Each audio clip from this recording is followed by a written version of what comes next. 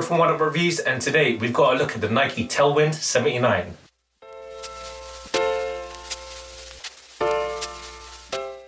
Remember guys, if you are new to our channel for the first time, remember to hit the subscribe button, hit that notifications bell, leave some likes, leave some comments. We want to engage with you guys and you'll keep up to date with our latest reviews like this one. So let's get into the Nike TAILWInd 79, and we've got this bad boy in a black and white. Unfortunately, what I hate about ASOS is they would love to label the Nike sticker, so I don't have the proper Nike description for the color code. So we'll just go with what ASOS put, and it's black and white. And we've got this in a UK 7.5. It's a US 8.5 in men's and a 10 in ladies, and it's a European 42. And just on the subject of ASOS, now I hate when companies send you sneakers with no double box and it just comes in that like silly plastic wrapper basically. As a true sneakerhead myself, I like to keep the boxes in nice pristine condition, and obviously this just came in damaged. So ASOS, if you're watching this, double box your sneakers, put it in cardboard. You can recycle. Plastic harms the environment. And let's get into this. And today we've got to look at this classic sneaker. And you know what I'm going to mention? So first of all, what I'm going to mention is that it looks like the Nike Sacai waffle, but not deconstructed. I mean, it's one half, it's that and the LD waffle.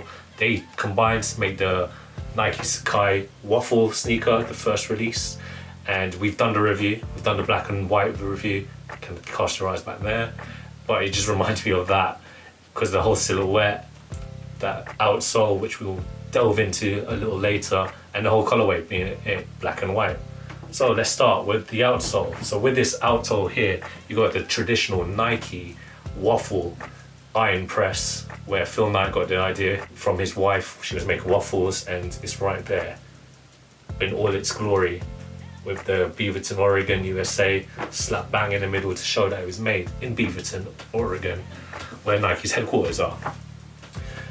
Going along, so this sneaker is one of the first sneakers to incorporate Nike Air technology. It's encapsulated in this midsole here, and it was first debuted in the Honolulu Marathon in 1978 in Hawaii, and it was released to the masses in 1979, which is why it's got the name TAILWInd 79.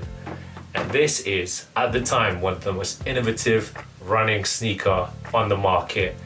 And Nike boasted the air technology that was incorporated here in the midsole. Got that nice cushioning for your running. And as I mentioned at the time, it was a breakthrough in technology. Runners loved them, a whole shebang, and it comes to show how far Nike have come. I'd say we underappreciate the whole Nike Air technology these days.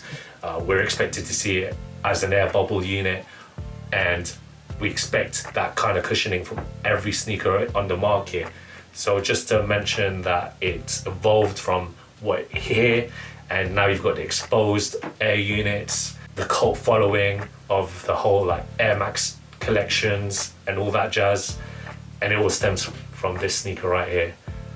So what I do love about this sneaker, as we work along the uppers, it does remind me of a Cortez, the nylon Cortez, because of the materials that are used on the uppers and the placement of the swoosh on the medial and lateral side.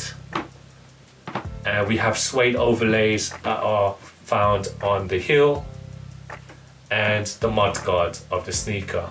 And as you can see at the front, the rubber outsole extends towards the tippy toes. You got the classic lacing system with the suede overlay, and a nice classic spongy Nike tongue that's exposed, and the insole as well is traditional cushioning with the air technology. There's no, I wouldn't say there was a sock liner here, but it's all textile materials. The swoosh, it feels like it's a synthetic leather. It doesn't feel traditional tumbled leather. And you've got, well, I wouldn't say it's leather again, it feels synthetic. That is right there on the heel with the Nike logo. Now, I can't wait to try these on. These give you that OG sneaker feel. It's like a dad look as well. I can't wait. This is my first time wearing one of the really old school Nike sneakers. So let's do it. Let's get into it. Here we go.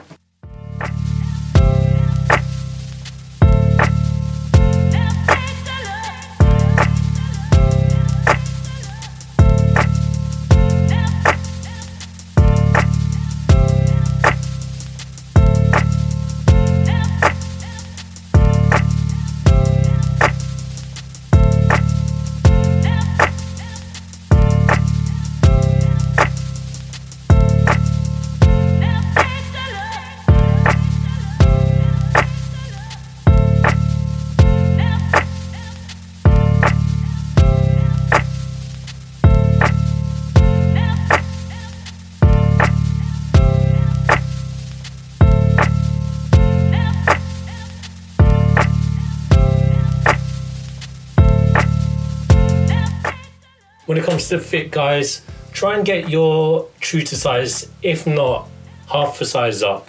It feels a bit narrow around there, just where my arches are. But it is nice, it's comfy. I do like it, but again, if you get the chance to try them on, do try it on, see how you feel, if you want to get a bit loose, if you want it a bit tight. But I do feel like it is bit too narrow for my liking. I might have to wear them in or try and get a size up. I'll try the next size up.